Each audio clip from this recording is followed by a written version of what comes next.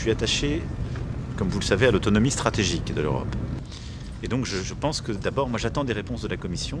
Si nous n'avons aucun chercheur qui est de ce niveau pour être recruté par la Commission, ça veut dire que nous avons un très grand problème avec tous les systèmes académiques européens.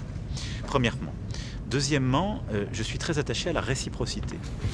Et je serais tout à fait ouvert à une telle configuration si je voyais les Américains embaucher un chercheur européen pour être au cœur des décisions de la Maison-Blanche, ou les Chinois faire de même.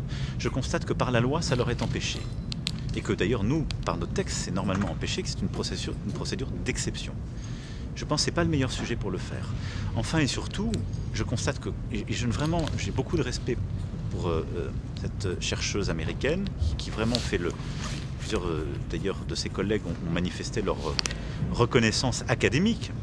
Mais il se trouve que ce faisant, elle a été embauchée par beaucoup d'entreprises et donc elle a eu à s'exprimer sur beaucoup de situations qui fait qu'elle devrait se porter en retrait de ces situations.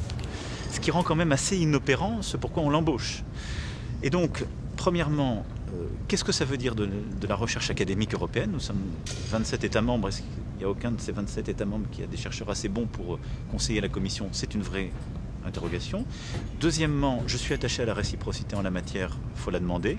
Troisièmement, est-ce que c'est vraiment la posture la plus efficace, y compris pour cette chercheuse, si elle doit se porter en retrait, se déporter de tant de sujets sur lesquels elle aurait conseillé les entreprises qui sont questionnées. Donc voilà autant de questions que je me pose, qui me rendent dubitatif, comme vous le comprenez sur ce sujet.